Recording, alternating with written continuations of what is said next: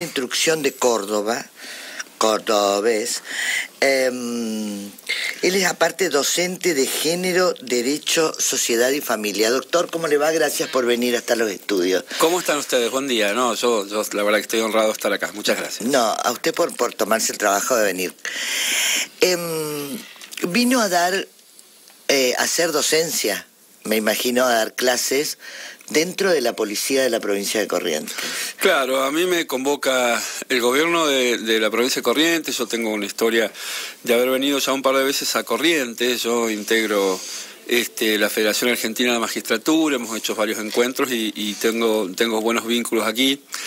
Y yo suelo andar capacitando por distintas provincias. Antes de estar aquí he estado en San Luis, en La Rioja, he estado en Mar del Plata, en Rosario, en varios lugares, donde estamos haciendo estas cosas de repensar los modos en que nos vinculamos, repensar los modos en que ejercemos nuestras funciones, las cuestiones de la violencia institucional y fundamentalmente también marcando estos nuevos pasos de la perspectiva de género y derechos humanos, ¿no? Uh-huh. Bueno, hay particularidades especiales.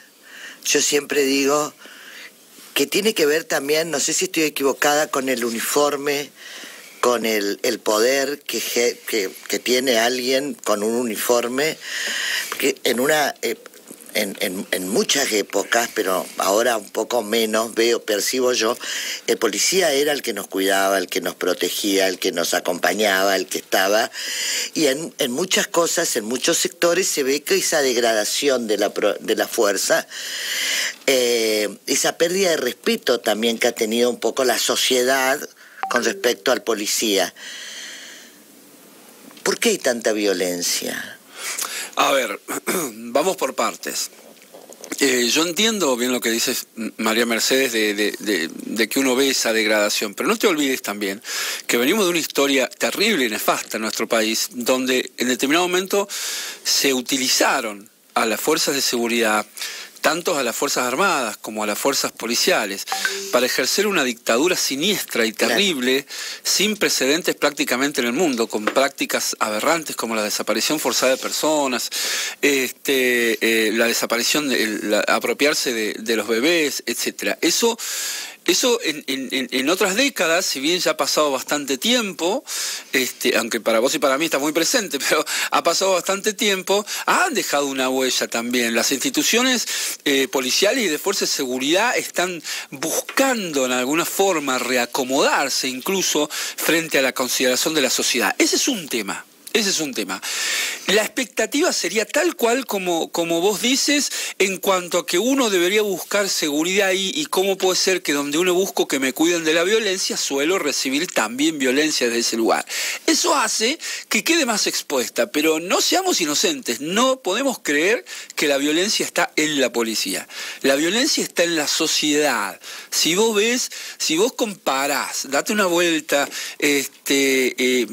los problemas del tránsito, por decir una cosa cotidiana que nos pasa a todos todo el tiempo, si comparás 20 años atrás y ahora, la cantidad de discusiones, de insultos, de gritos, se baja el taxista con el colectivero y se agarran las trompadas, etcétera, algo que antes no se veía. Hay mucha más violencia, hay más violencia en los colegios, tenemos menos control sobre los chicos, hay mucho bullying que genera más violencia y termina en violencia física. Está en la sociedad y está en nosotros. Ahora bien, ¿qué pasa? ¿Dónde se nota más? Y cuando vos tenés tipos con un arma en la cintura, en la calle. Entonces, esa violencia que nosotros estamos ejerciendo, cuando digo nosotros porque me hago cargo, Mercedes, tengo 35 años yo trabajando en la justicia, me hago cargo que nosotros en tribunales también somos violentos. Cuando no atendemos a las víctimas con empatía, cuando dejamos que las cosas corran y no tomamos las decisiones en forma inmediata, no porque ejerzamos una violencia directa sobre la víctima, pero sí, muchas veces hasta nuestra omisión hace que continúe en situación de violencia a la víctima. También, le decía recién aquí a tus compañeros en la radio, en el sistema de salud, la violencia obstétrica. Esa mamá que está a las 4 de la mañana en un hospital público haciendo cola para que le den un turno, y espera madre, y espera gordita, y espera tía, y ya viene. Eso también es un destrato que tenemos que hacernos cargo. Ahora, violencia hacia nuestros mayores. Violencia también. hacia la tercera edad, violencia en contra de las infancias. Eso lo estamos haciendo. Ahora, claro, ¿cuál es la peor? Y la más terrible de todas es la que puede llegar a ejercer alguien, como bien decías vos hace un rato, que ejerce el poder, que tiene un uniforme y que tiene un arma. Yo te digo, yo tengo una postura muy particular, la vengo sosteniendo hace tiempo. Para mí hay que, esto lo hemos hablado bastante con el ministro Duarte, porque claramente yo veo que hay una intención, eso me interesa, que hay una intención en la provincia de Corrientes de generar nuevos paradigmas y de ver cuál sería un nuevo modelo de gestión, ¿no?, de la policía. Yo creo que el policía hoy de la democracia, nosotros tenemos, yo te voy a hablar de Córdoba, que conozco obviamente mucho más detalles que acá. En Córdoba tenemos 22.000 policías armados. A mí me parece una locura. No tiene ningún sentido tener 22.000 policías armados. Armados tenés que tener 4.000, 5.000 que están en la represión del delito. Después tenés una cantidad de tareas impresionantes donde el policía tiene que asistir al ciudadano. Yo les decía ayer a los cadetes. ¿Sin un arma? Sin un arma, por supuesto. Porque las tareas de la policía uno las tiene como demasiado identificadas con la represión del delito. Y son muchísimas más. Muchísimas más. ¿Esos 22.000 están también los que están en la administración o 22.000 que están en la calle armados? No, en total, con los administrativos y con todo. No son 22.000 en la calle. Y son muchísimos, ¿eh? Claro. Para que vos te des una idea, son mucho más que Nueva York. A ver, ¿por qué son más que Nueva York? En Nueva York tenés 37.000 policías, pero tiene 8 millones de habitantes. Está bien, pero... Claro. ¿Está bien? Entonces, quiero decir que hasta tenemos mucha policía, que uno a veces puede decir, no, hay muchos delitos porque faltan policías. No, nosotros tenemos exceso de policía. Pero con 22.000 policías en la calle, de los cuales los 22.000 tienen un arma, ¿bajó el delito? No, Claro. Perdón, sí, en algunos casos baja, en otros no, pero no por ese número, pero no por esa causa, baja por otras cosas, o sube por otras cosas, Bien. ¿está bien? Pero no porque haya más o menos policía. Lo que sí es cierto es que hay una inmensa cantidad de esos 20 y pico mil policías que se le ha retirado el arma. Hay cualquier cantidad de esos policías en TNO que se llaman que son tareas no operativas, porque han terminado ejerciendo violencia sobre su propia familia, sobre su propio hijo, entonces se le quita el arma, otro tuvo un accidente con arma, otros, la inmensa mayoría de los policías pasan toda su carrera, tienen una carrera corta por suerte porque el trabajo es intensísimo, sabemos que se retiran jóvenes y no han disparado un solo tiro en su vida. Porque su tarea no lo requiere. Eso es para los operativos comando, eso es para los grupos de choque, es para el policía que está en la calle, para algunos que están investigando cuando tienen una situación de intercambio de disparo. Pero no es que el policía, hay que salir de aquella vieja imagen, estereotipo del policía que simplemente anda a los tiros por arriba de los techos, porque no es así. Tiene un montón de funciones en democracia de asistencia a los ciudadanos. Yo le decía ayer a los cadetes, chicos, ¿quiénes están rodeados de ustedes más? ¿Por víctima o por delincuente? ¿Qué hay más? ¿Hay víctimas? Bueno, eso es lo que hay que sostener. Entonces los tenemos que preparar, por ejemplo, para ser empáticos, tenemos que prepararlos para que lleguen y vean determinados cuadros, muchas veces terribles, de violencia, y que sean capaces, por ejemplo, de metabolizarlo y no de después repetir esa misma violencia que les toca vivir por el trabajo que ejercen. Bien, ahora, y la violencia que vemos... Melanie recién recordaba un caso de un policía armado con 2 chicos de ayer que ustedes comentaron que tiraban piedras a los techos. 12 y 14 años. 12 y 14 años. Reciente, madrugada de miércoles. Y relatamos, por ejemplo, un policía golpeador a su mujer, un policía... ¿Hay más violencia en la policía por esto de un uniforme, de portar armas y todo esto? No, no hay más violencia. No hay más violencia que en el resto de la sociedad. Lo que pasa que es común. Es más noticia, Mercedes. Es más noticia. Es más noticia. Sí, esto vos me lo vas a entender muy bien. No es lo mismo, porque a lo mejor, no es igual. A lo mejor 3 días antes, una persona, un civil, una persona que se dedica a otra cosa, que hizo algo parecido, y bueno, dijeron, che, qué feo esto, pero no es tapa del diario. Ahora, que lo haga una persona que el Estado la puso para cuidarte, que el Estado puso para cuidarnos de los violentos y ejerza él esa violencia, es gravísimo y está bien que se exponga y está bien que sea así.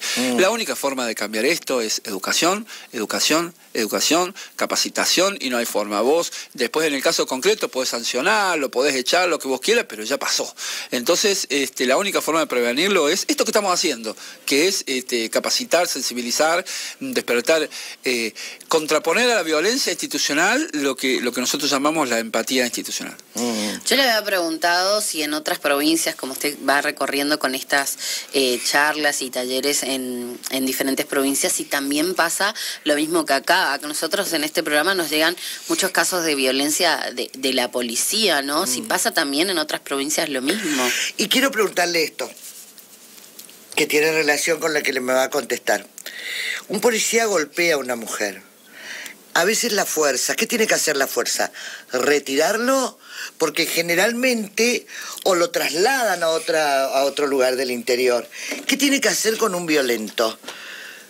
Violento confirmado. Hay policías que han matado a su mujer, hay policías que han golpeado a su mujer, hay policías que que la mujer era policía y se golpearon. ¿Qué hay que hacer? ¿Qué tiene que hacer la institución policial con ese violento? Bien, vamos por partes. Sí, Melanie, esto es un problema común. Es un problema común. En todos los lugares donde voy pasa. Porque no hay lugares donde no... Claro, no es algo inherente solo a nosotros, los correntinos. No es un problema, no es un problema que haya específicamente acá. Es un problema que tenemos nosotros en Córdoba, tenemos cualquier cantidad de hechos de este tipo. Y en otras provincias donde voy hay muchos hechos de este tipo. Lo que hay que hacer con los violentos, hay que hacerlo siempre sean o no sean policías. Y es un desafío muy grande porque nosotros hemos perdido mucho tiempo durante años ocupándonos del hecho en sí y despersonalizándolo. Entonces era un femicidio, era un homicidio, era un crimen y se hablaba del crimen y no se hablaba tanto ni de la víctima ni del victimario en cuanto a sus características personalísimas. Nos hemos tenido que poner a estudiar eso para saber cómo lo podemos prevenir. Porque nosotros tenemos, para que vos te des una idea, fíjate y esto es por una cuestión de nuestra cultura, no porque tengamos una policía maravillosa y justicia maravillosa, pero nosotros tenemos la tasa de resolución de homicidios altísima, muchas mejores que la de Estados Unidos, para darte un ejemplo. Que no tiene que ver porque la policía y la justicia acá seamos mejores que los Estados Unidos, sino que tiene que ver porque ellos hay gente que mata porque sí y acá no hay gente que mata porque sí. Entonces vos resolver un homicidio, nosotros tenemos una tasa de resolución de homicidios del 80%. Es altísima, es de las mejores del mundo. Ahora bien, eso está bueno, por una parte está bueno, pero lo que hay que hacer es prevenir. ¿Está bien? Está bien, vos podés ir a decirle a la familia, mire, nosotros investigamos, descubrimos y quien mató a su hija, a su hermano, lo que sea, fue fulano de tal, está preso y ahora va a estar toda la vida preso, prisión perpetua, etcétera. Ese es un tema, y está todo bien, pero no alcanza con eso. Tenemos que saber por qué lo hizo para ver si podemos prevenir, para que haya menos homicidios, en todo caso. Nosotros tenemos una cantidad de homicidios en Córdoba, en Cava, aquí en Corrientes, bastante controlada, salvo algunos sectores de este es un dato que también hay que decirlo, porque no todos los datos son pálidas. Nosotros en Argentina, salvo algún sector de Rosario, algún sector del Gran Buenos Aires, tenemos una tasa de homicidios muy piola a nivel mundial. Los homicidios se miden iguales en todos los lugares del mundo. Se miden cuántos homicidios ocurrieron en un año cada 100.000 personas. Entonces esa tasa se mide para todos lados, es igual y se fija en cualquier ciudad del mundo, es igual. Por ejemplo, Cava, por ejemplo, Córdoba, tenemos entre 5 o 6 homicidios cada 100.000 personas por año, que es lo mismo que tienen las capitales de Europa. Estados Unidos tiene 20 y pico, 30 y pico, porque ellos con el verso de la represión y que ahí la ley y la justicia no la vulnera a nadie, en realidad tiene un rebrote de violencia terrible en Miami, donde alguna diva de la televisión dice que va ahí porque es más tranquilo que Barrio Parque, y en realidad después tenés 22, 25 homicidios cada 100.000 personas, 7 veces más que acá, ¿no? Y la progresión de femicidios, ¿cómo ve, doctor? Porque uno, atendiendo a los diferentes trabajos estadísticos que hay, ayer, por ejemplo, se publicó uno del observatorio Ahora que Si Nos Ven, por ejemplo, y habla de 257 femicidios a nivel nacional, aquí en Corrientes 10. Sí. De enero, lo que va del año. De enero al 30 de octubre, ¿no? Es mucho, 10. Para nosotros es mucho. Ya es más de lo que tuvimos del año pasado, estaba viendo comparativamente, que tuvimos 7. ¿Cómo ve la progresión en esto? Está más o menos estacionada. Nosotros tenemos entre 18 y 22 hace 6, 7 años y no se mueve. El tema de las estadísticas es un tema delicado, un tema que hay que entenderlo bien y hay que tomarlo bien. hay que tomarlo con pinzas. La estadística del femicidio tiene una gran ventaja. El femicidio no se puede esconder, no se esconde.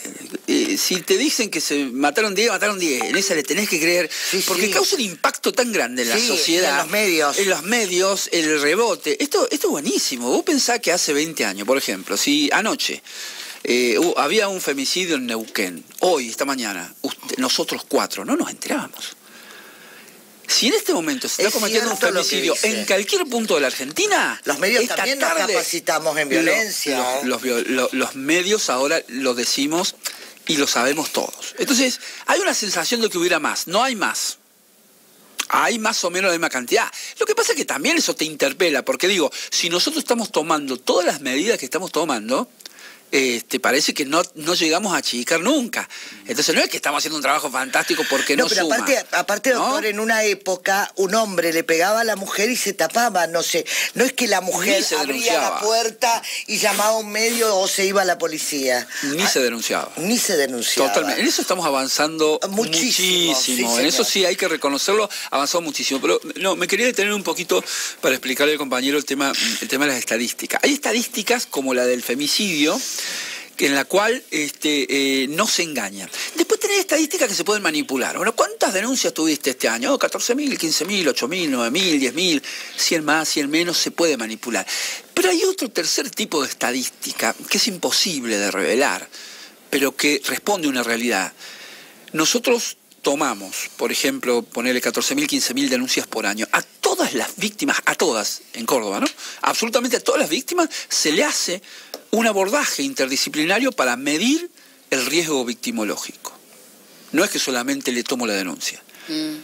Tienen un abordaje por parte de psicólogos, trabajadores sociales, encuestas en la casa, que te dice, en este caso, porque estamos todos desesperados, porque hay una sensación espantosa que les quiero contar a ustedes y que nosotros sufrimos todos los días. Nosotros tomamos miles y miles de denuncias todos los días. ¿Saben qué es lo que te produce una sensación espantosa? Vos no sabés cuál de esa que estás tomando se va a transformar en una de los 20 femicidios. No nos alcanza la ciencia, el trabajo, no nos alcanza trabajar 24 horas por día con miles de personas para poder saber, para poder anticiparnos cuál de esas miles y miles, que si vos lo ves en los números, hasta decís, no es malo el número, si yo tengo 15.000 denuncias y solamente 20 matan, no sería tan malo. Sí, andá a explicárselo a esa familia de esos 20, claro, que cayeron justo en la mala estadística, la vida de cada una de esas personas. Entonces nosotros trabajamos mucho con eso. Yo te digo esta otra estadística, que no hay observatorio que lo diga. ¿Cuántas vidas salvamos con eso que estamos haciendo? Claro. ¿Y en materia de legislación, doctor?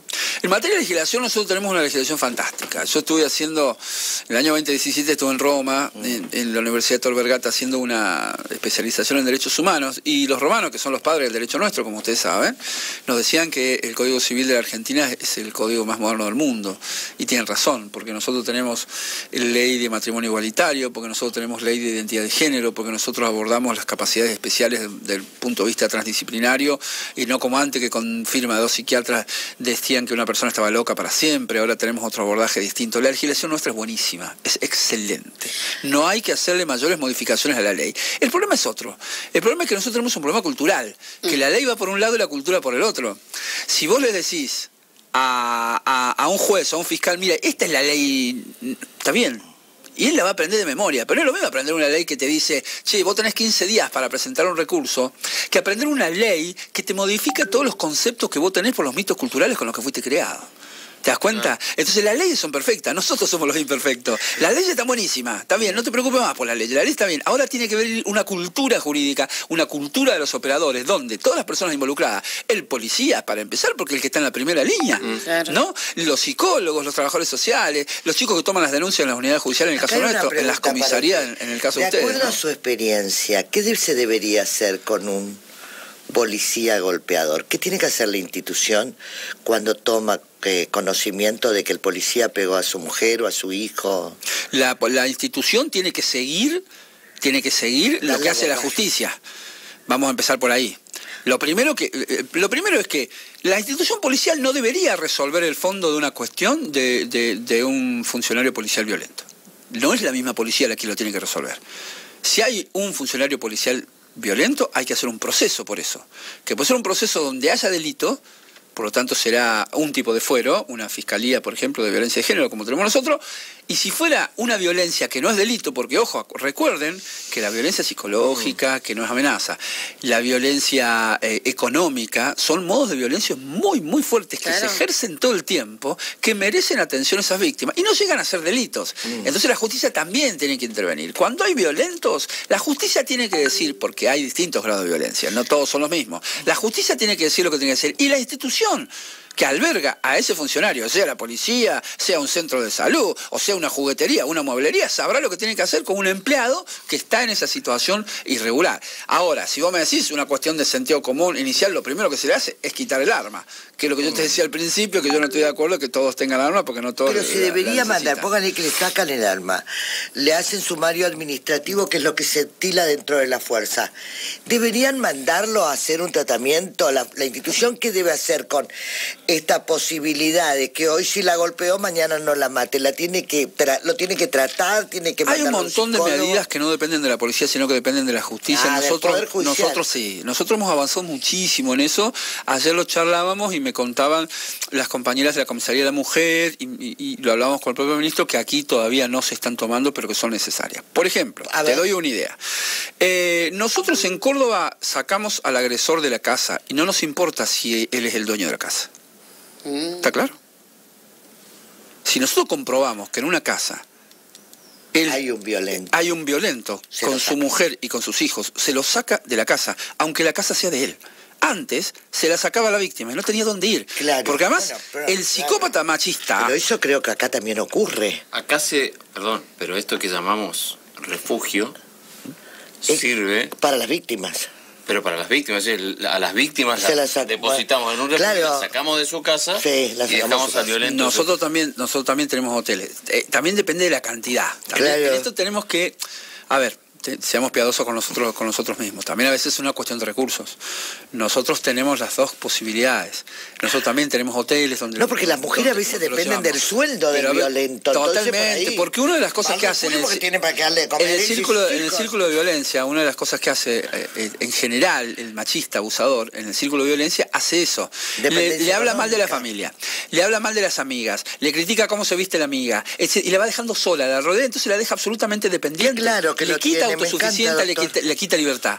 Entonces después, cuando llegue el conflicto, cuando llegue la crisis, ¿a dónde va a ir la mujer? La mujer prefiere bancarse un chirlo, ¿no es cierto? Prefiere tener sexo sin consentimiento, porque si no, ¿dónde va con 4 chicos? Si no tiene para comer. Claro. Entonces, cuando se detectan esas situaciones, nosotros llegamos a pagarle alquileres por 8 o 10 meses a la víctima, llevarlos a refugios, sacarlo al agresor cuando no hay otra posibilidad. Se lo saca y se lo excluye, después se le devuelve la casa. Nadie le va a sacar la casa, incluso de casas que son a lo mejor de los padres del agresor, ni siquiera son del agresor. Hemos avanzado en esa medida y siempre, inmediatamente, se les ponen restricciones de acercamiento. ¿Cómo tomó la policía Melanie, cómo tomó la policía esta charla suya? Bueno, habría que preguntarle a ellos, pero yo sentí que lo tomaron muy bien. Estuvimos 4 horas de encendida charla, 4 horas.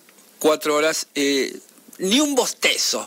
4 horas que estuvieron, que preguntaron, que les gustó, que les encantó, que ¿hombres y mujeres? Sí, casi por igual, diría, hombres y mujeres, muy interesados, preguntando mucho cómo hacer en cada caso. Además, yo les digo, yo se los planteo, yo cuando voy a dar una clase, yo digo, bueno, a ver, ¿de qué vamos a hablar? Si yo voy a hablar de una cuestión de procesal, de términos, etcétera, bueno, yo doy una clase magistral, soy el experto, me pongo ahí arriba y les digo, porque yo sé y ustedes no saben. Pero cuando yo hablo de estas cosas, Mercedes, lo hago desde otro lugar de humildad, le digo, muchachos, ustedes son compañeros de trabajo, tenemos que recapacitar sobre estos temas. ¿Sabes por qué? Porque cuando vos hablas de derechos y de leyes, ponele que estuvieras hablando de derecho ambiental, ponele que estuvieras hablando de derecho de familia, un montón de cosas, bueno, es una disciplina, un saber que estudiás por el trabajo. Pero cuando vos hablas de los roles, como papá, como mamá, como mujer, del respeto, de la crianza, de los vínculos, de cómo vamos a crecer, de cómo nos vamos a poner de acuerdo para tratarnos entre nosotros, estaba hablando de la vida misma de cada una de las personas que estaban escuchándome ayer en esa clase. Entonces yo no puedo ir a decir, yo vengo a enseñarte a vos cómo es la vida. Tengo que decir, muchachos, vamos a repensar cómo nos estamos vinculando. Vamos a repensar cómo son los vínculos de todo tipo. Porque hay una cosa que tenemos que advertir. Yo recién les decía a los chicos fuera del aire, a los compañeros aquí. Hay una cosa que hay que advertir. El punto central no es solamente una cuestión de la pareja o del género. El punto es la violencia que ejerce el que tiene más poder que el otro. De modo tal que todas las relaciones, cuando digo todas, estoy diciendo no solamente una relación de pareja, sino estoy diciendo la relación del Estado con los ciudadanos, la relación de unos países con otros países, de países más importantes con países menos importantes, la relación de un empleador con un empleado, de una gran empresa con un simple empleado, etcétera. Nosotros a lo largo de la cultura, y esto es mundial, esto no es una cuestión ni de Corrientes ni de Argentina, es una cuestión mundial, nosotros nos ponemos de acuerdo para iniciar relaciones cuando es todo amor, en el momento del encantamiento. Nos hacemos pareja, tengo un nuevo trabajo, hacemos un convenio, etcétera, hasta que hay un conflicto. Nosotros no hemos aprendido, lamentablemente, como humanidad, en todo este recorrido de miles de años, a resolver nuestros conflictos de otro modo que uno solo. ¿Cuál es? Tiene razón el más fuerte. Se impone la razón del más fuerte. Entonces, hay una línea invisible que liga y que une, en definitiva, cuando un tipo comete la aberración de romperle la cabeza a su pareja con quien tuvo 3 hijos y vivió 25 años, hay una línea invisible que une eso con la violencia que jamás hizo sobre Israel, que Israel hace sobre Palestina y que Rusia hace sobre Ucrania. En definitiva, se trata de relaciones asimétricas de poder. Esto no es un panfleto de izquierda ni un panfleto político, porque no me interesa a mí la política como tal. Pero a ver, la realidad caramba, total. La realidad te dice que somos 7.000 millones de personas, donde solamente 900 millones de personas tenemos las necesidades básicas cubiertas. Y no estoy hablando de internet y wifi, estoy hablando de agua potable, claro, de seguro, comida, de un servicio básico de salud, de una expectativa de vida. Sí. Entonces, algo tenemos que hacer, y a nosotros nos parece, los que estamos en el tema de la perspectiva de género y de nuevas masculinidades, nos parece que la forma de ir cambiando a poco es cambiar la forma de relacionarnos. Y eso tiene que ver con la policía, con la no policía, con nosotros como sociedad. ¿Qué hace un policía cuando escucha un grito, un llanto, un pedido de auxilio? Y no le golpea, patea puertas, tiene que entrar. El policía tiene que evaluar, por eso nosotros tenemos que formar muy bien a nuestra policía. El policía tiene que hacer una evaluación del momento que justifica o no su movimiento. Fíjense que ayer charlábamos. Pero no tiene que patear una puerta y entrar. Depende, tiene que evaluar. Tiene que evaluar. Hay gritos y gritos, hay situaciones y situaciones, hay puertas y puertas. A veces la situación, él entiende que hay una desesperación tal que no le queda otra y la ley lo protege si golpea la puerta. Eso le iba a preguntar, ¿él está protegido por la ley si patea una puerta? Totalmente. ¿Salva una vida? Total, bueno, ni hablar. Si eso hizo y salvó una vida, totalmente protegido. Claro. El tema es que no es tan simple porque... la justicia debería dar a veces el ultimátum de poder entrar, ¿no? La justicia se lo da, está en la ley, está escrito. Bien. Lo que pasa es que a veces no tenés tiempo. No tenés tiempo. Yo tengo, por ejemplo, yo soy fiscal, tengo un distrito asignado, miles y miles y miles y miles de personas. ¿Y cómo va a perder? El policía me llama, doctor, ¿puedo entrar o no puedo entrar? Acá escucho un grito, acá veo que está saliendo sangre por abajo de la puerta. O sea, ¿entro o no entro? Tiene que actuar en el momento. En el momento. Tiene que actuar en el momento. Es bueno saber. Y tiene que medir esa fuerza y tiene que ser una fuerza proporcional. Eso es delicado, no es fácil. Entonces, yo preferiría estar más tiempo con esa persona, tratando de entrenarla para que sea capaz de ser empático y de resolver eso fácil, que tenerlo horas y horas en un polígono de tiro que después van a ser muy pocas las posibilidades que va a tener de efectuar un disparo. Entonces, ¿cuánta importancia tienen esto los equipos interdisciplinarios? Total, absoluta. En todo. La policía, por ejemplo, debiera tener constantemente una... Totalmente. Bueno, pero no solo la policía. Nos lo habíamos planteado, de hecho, al ministro, ¿se acuerdan, Mari y Horacio, cuando vino el ministro Buenaventura Duarte, de la evaluación psicológica, no solamente el ingreso de la policía, a la policía en este caso, sino después también para quizás evitar o reconocer a un futuro violento? Te cuento de lugares que yo conozco, que yo sé, por ejemplo, Alemania. Yo no estuve en Alemania, pero conozco porque tengo gente conocida allá. Por ejemplo, si vos trabajás en un fuero como el de niñez, que antes le llamábamos menores, el fuero de niñez y penal juvenil, en Alemania vos tenés una evaluación terapéutica semestral obligatoria. Y dicen, ¿vos estás en condiciones o no estás en condiciones de seguir trabajando con este tema tan delicado? Eso sería lo ideal de lo ideal. Estoy hablando de una sociedad que tiene, en general, tiene algunas cosas mucho más graves y problemas mucho peores que los nuestros, pero no tiene los problemas de violencia de género o de violencia familiar que tenemos nosotros, ¿no? Ellos tienen otras violencias mucho más terribles, raciales, bueno, sin dudas. Tienen otras cosas. No estoy diciendo que ya sea el paraíso y acá estemos mal del todo. Digo, son cosas distintas, ¿no? Nosotros, para el caso y comparativamente, ¿qué tipo de evaluaciones tenemos? Usted dice semestral. Aquí, en líneas generales, a nivel nación. No, en líneas generales acá es más como a demanda, es decir, a partir de este momento de que surge esto, bueno, ¿surge algún hecho? Claro, surge un hecho. ¿Se somete a algún estudio? Miren, acá hay una denuncia en la justicia porque la mujer del cabo no sé cuánto lo denunció, que papá, listo, vamos a hacerle una evaluación.